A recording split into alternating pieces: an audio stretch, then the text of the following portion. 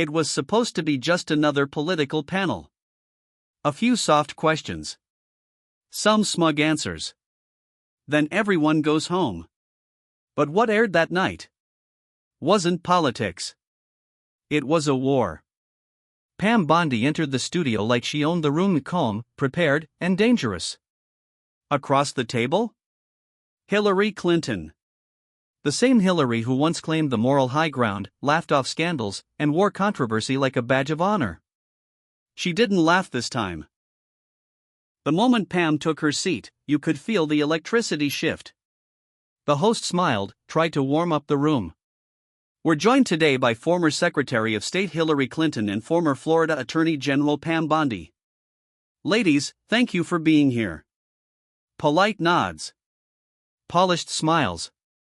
But Pam didn't waste a second. She looked Hillary straight in the eyes and dropped the line that sent the air out of the room: 33,000 deleted emails. Why should Americans ever trust you again? Boom. The sound of that question echoed harder than any debate mic ever could. Hillary's expression? Frozen. A faint twitch in her cheek. A forced laugh. "Oh please," she said. "Not this again." Pam didn't flinch. "This again? You mean the truth again?" Hillary adjusted her blazer. Crossed her legs. That classic Clinton cool starting to crack. Pam kept going. "You weren't some intern who made a mistake. You were the Secretary of State. You had a private server. You sent classified information. Then you wiped it with bleach. And now you sit here pretending it never happened." The host tried to cut in, "Let's stay on topic," but Hillary raised her hand. She was getting hot. "Pam, this isn't Fox News. This is real journalism." Pam leaned forward. "Exactly. So let's talk facts. Not spin. Because the families of Benghazi deserve answers. And so do the American people." Gasps from the studio audience. You could hear chairs shifting. Viewers at home leaned in. Phones lit up across the country. Someone in the back of the studio clapped. Then another. Hillary's eyes narrowed. Her voice dropped. "You're playing a dangerous game, Pam." But Bondi smiled, calm, unbothered. "No, Hillary. I'm just not afraid to tell the truth. Even when it makes you uncomfortable." And that's when it happened. The moment that turned a heated conversation into viral history. Hillary paused. Took off her mic, pushed back from the table. "I don't have to sit here and be insulted by someone peddling conspiracy theories," she said. Then she stood up and walked off the set. Live. Uncut. Mid-broadcast. The host stuttered. The producers panicked. And Pam? She just sat there, calm, collected, and in complete control. The camera zoomed in on her face. She looked into the lens and said, "This isn't about politics. It's about the truth.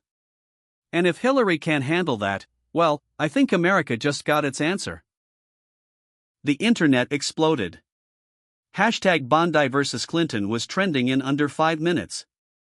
Clips of the moment hit YouTube, X, and Facebook faster than CNN could catch its breath. People weren't just shocked. They were fired up. Because they didn't see a former First Lady. They saw a politician cornered by truth. And they didn't see a legal analyst in Pam Bondi. They saw a fighter, someone finally willing to say what millions of Americans had been screaming at their TVs for years. What happened in the next 5 minutes inside that studio would ignite headlines, burn bridges in D.C., and reveal Hillary Clinton like she'd never been seen before. The moment Hillary Clinton walked off that set, chaos broke out. Producers scrambled. The host went pale. Hillary's aides chased her down the hallway, headsets still dangling. No one had planned for this. But Pam Bondi? Still seated. Still calm. She leaned back in her chair, adjusted her blazer, and smiled. Because she knew something the rest of that studio had just realized: Pam had won. Not just the argument. Not just the headlines. She had won the moment. The optics. And in today's world, that's everything. Inside the control room, red lights flashed. Someone was yelling into a headset, "Cut to commercial. Cut to commercial." But the cameras were still rolling. The live stream didn't stop. And viewers at home? They were glued to their screens. Within seconds, the clip of Hillary storming off was clipped, reposted, and looped across every corner of the internet. Even left-leaning outlets couldn't ignore it. CNN: Hillary Clinton abruptly walks out of heated interview with Pam Bondi. Fox News: Bondi drops the hammer, Hillary melts down in real-time. Newsmax: Pam Bondi just ended Hillary's comeback tour in one sentence, but while the world buzzed, inside that building, Hillary was fuming. Sources say she stormed into her dressing room, slammed the door, and shouted at her staff. Who booked her? Why wasn't I told it would be her? Apparently, Hillary thought she'd be up against a mild-mannered legal analyst. Not a bulldog who'd go for the jugular. Big mistake. Her team tried to do damage control immediately. Within 15 minutes, her PR rep issued a generic statement. Secretary Clinton left the interview due to the spread of misinformation and disrespectful conduct unbecoming of civil discourse. But it was already too late.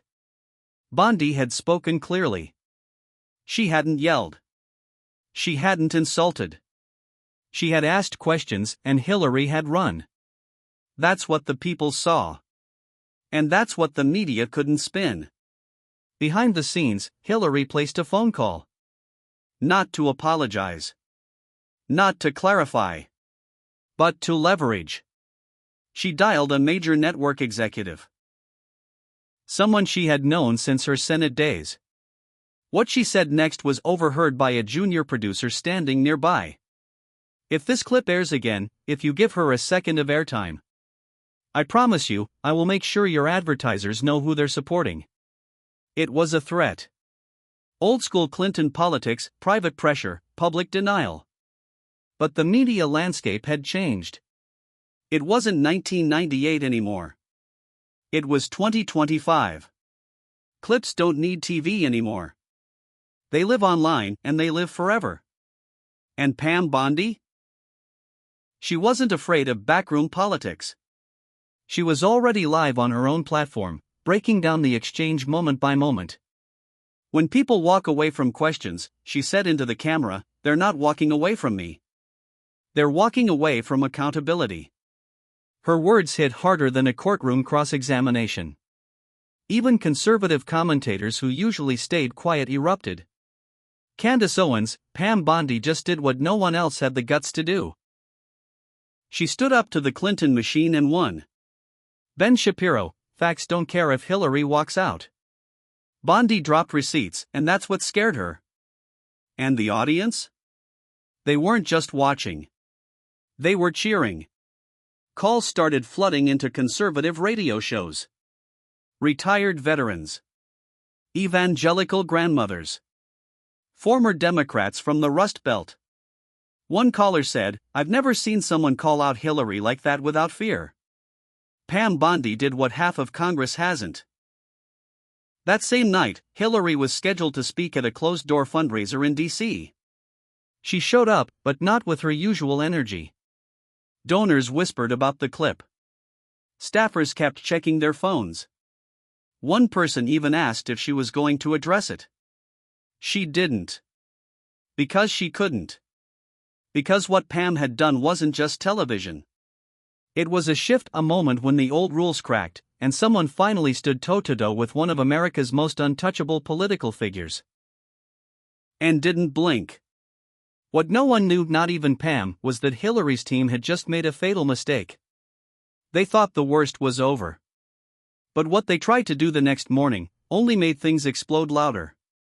By morning, the clip of Hillary storming off set had already passed 10 million views. Every major news cycle was locked in. Even late-night hosts, usually loyal defenders, struggled to spin it. Pam Bondi had said what millions were thinking. And Hillary?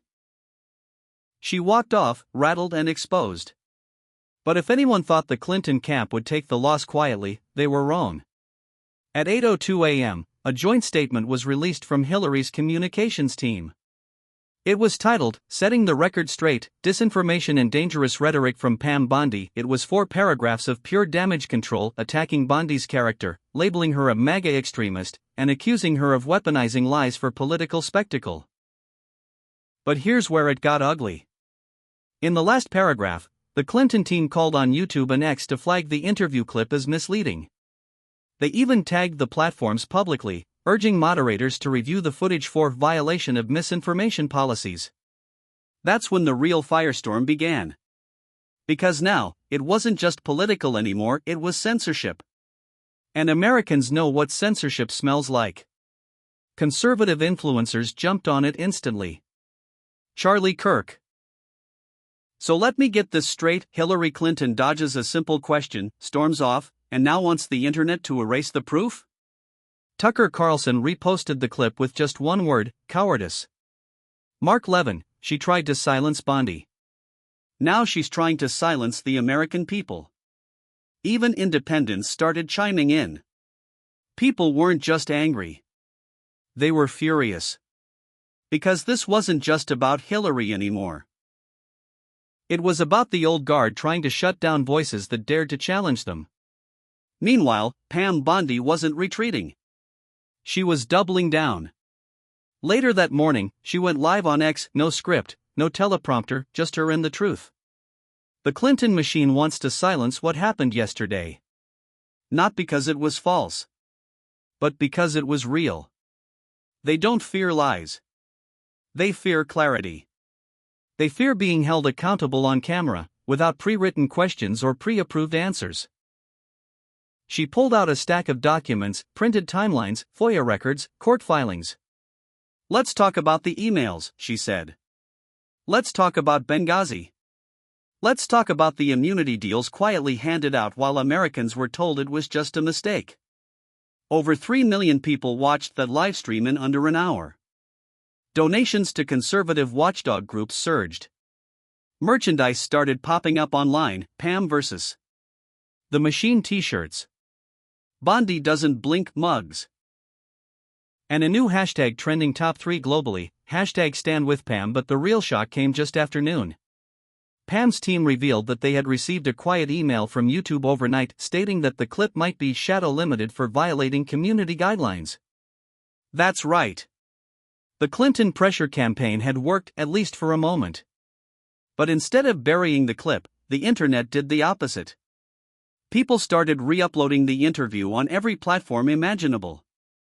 BitChute, Rumble, Telegram, Truth Social, Reddit forums, private newsletters. It was whack-a-mole on steroids, and Hillary's team couldn't keep up. Then something unexpected happened. A Democrat state rep from Michigan, someone not exactly friendly to conservatives, tweeted, "You can hate Pam Bondi all you want, but calling for content removal because you looked bad on TV? That's authoritarian." It wasn't just a blow. It was a fracture, a crack in the Clinton firewall. Even her own side was starting to walk away. By sundown, Hillary hadn't been seen in public. Her office had no comment on follow-ups. And rumors swirled that her next scheduled appearance had been quietly cancelled. Behind closed doors, one aide reportedly asked, "How did we get beat by Pam Bondi?" Because it wasn't just what Pam said. It was the fact that she said it on record, live, and without fear. And when the Empire tried to silence her, she didn't retreat. She went louder. And America heard it. What came next, just 24 hours later, would be the final nail in the coffin for Hillary's attempt to recover, and it came from someone very unexpected. As the media spun out of control, Hillary Clinton's team had gone dark. For nearly a full day, her PR machine issued nothing. No interviews. No appearances. Not even a tweet. It was like the lights had gone off at Clinton HQ. But then, the last person anyone expected stepped forward. Doug Band. Longtime Clinton aide. former body man to President Bill Clinton, co-founder of the infamous Clinton Foundation, and now a man with a microphone and a grudge. Band had been mostly silent in recent years, keeping his distance after falling out with the family. But the Bondi Clinton firestorm had stirred something. And when a conservative podcast host casually invited him on, not expecting much, Band shocked the nation. He didn't mince words. "I watched that clip of Pam Bondi. And for the first time in a long time, someone actually said out loud what we all used to whisper behind closed doors." The host leaned in. "You mean?" "Yes. Hillary deleted those emails. On purpose. And everybody around her knew it." Silence. "I was there when decisions were made. When aides were told to clean things up. And if you think that was done without intent, you're either blind or part of the cover-up." The internet exploded again. This time, with evidence. Doug Band didn't just talk, he dropped names. He referenced specific dates, specific meetings, staffers, file transfers. He even hinted that he had copies of internal communications that were never handed over during congressional investigations. Suddenly, Hillary Clinton wasn't dealing with just a bad interview clip. She was dealing with a whistleblower from her own circle. And America ate it up. Newsmax ran the headline, "Clinton Insider Flips." Bombshell confession backs up Pam Bondi. Tucker Carlson went live that evening with a special segment, "The House of Cards is shaking, folks." And Pam Bondi just pulled the bottom one out. Even mainstream outlets couldn't ignore it anymore. ABC, former Clinton aide adds fuel to email firestorm after Bondi interview. Politico, Clinton camp scrambles to contain fallout after ex-aide goes public. By that evening, Hillary was nowhere to be seen. Pam Bondi, on the other hand? She was everywhere. News appearances, live streams, radio. And each time, she refused to gloat. She just stayed focused, methodical, sharp, and unapologetically blunt. "This was never about political points," she said. "This is about what's right. And if someone finally has the courage to come clean, then let's bring it all to light." Calls for a new investigation surged overnight. Congressional leaders, smelling blood in the water, began to chime in. Senator Josh Hawley, "Time to reopen the case. Pam Bondi lit the match, and now we need to bring the full truth out of the shadows." Representative Jim Jordan, "Bondi didn't just destroy Hillary on camera, she pulled the curtain back. Let's see what's behind it." But Hillary's camp wasn't done trying to spin. They attempted to discredit Doug Band, labeling him disgruntled, irrelevant, and bitter. Except Band anticipated it and dropped another bomb. He released an email thread from 2014. It showed staffers debating how to securely eliminate potentially damaging exchanges. One line read, "Should we loop in Cheryl or just nuke the thread now?" Nuke the thread. Those 3 words lit up cable news banners from coast to coast. Pam Bondi's team reposted it with the caption, "Still think it was just about yoga emails?" Americans weren't just outraged. They were energized. Older voters who had given up hope of ever seeing accountability for the elites suddenly saw a spark. The phone lines at Capitol Hill started ringing off the hook. Reopen the investigation. We stand with Pam. No more immunity. We want justice. Meanwhile, in the background, a final move was being made. A quiet subpoena request was filed targeting a storage server linked to a former Clinton staffer. The request was buried in legalese. Almost no one noticed. But someone inside Bondi's team did. And what they uncovered next would turn this from a scandal into a criminal storm. 3 days after Hillary Clinton stormed off live TV, everything changed. The mainstream media tried their best to look the other way. But the truth? The truth had already escaped the cage. And what came next wasn't just another scandal. It was a revelation, one so damning, even Hillary's closest defenders began to crumble. It started with that quiet subpoena. a legal team loosely affiliated with congressional oversight, had requested access to an old storage server reportedly used by a former Clinton aide during the time her private email server was active. Most people assumed it was long wiped. Gone. Useless. They were wrong. The server still held redundant backups of multiple devices. Emails, logs, attachments, metadata. And when analysts began combing through the files, they found something devastating: 33,497 messages. That's right, not just 33,000 deleted emails, but 497 more than the official number ever admitted. And inside them? Discussions of unsecured international communications, internal warnings about exposure risk, mentions of private contractors scrubbing devices, even chatter about ensuring we don't end up with another Snowden situation. It was the smoking gun. Pam Bondi received word of the findings early through legal contacts. Her response? She didn't gloat. She didn't celebrate. She held a press conference. Simple backdrop. No flashy setup. Just truth. We now know the American people were lied to over and over again. Not because someone made a mistake, but because they thought they were above the law. This was a cover-up. And today, it ends. Behind her stood a group of veterans, Gold Star families, and former federal investigators who had once tried and failed to hold the Clintons accountable. Pam turned toward them during the speech. To those who lost loved ones in Benghazi. To the agents who watched your work be buried. To every American who was told you're imagining it. You weren't. You were right. And now, the truth is no longer hidden. That moment, that speech, became the most watched political clip on the internet in under 48 hours. It eclipsed the original viral video. Why? Because this wasn't just about Hillary walking off a set anymore. This was about justice finally catching up. Within hours, lawmakers from both chambers began calling for a full criminal referral. One senator called the findings worse than Watergate. The Department of Justice, already under pressure for its recent double standards, issued a rare statement: "We are reviewing the newly uncovered evidence and will act accordingly." And for the first time in decades, Hillary Clinton's name was back in the justice system pipeline. She released a statement 2 days later. It was cold. Dismissive. This is old news, rehashed by political operatives trying to revive their careers. But the damage was done.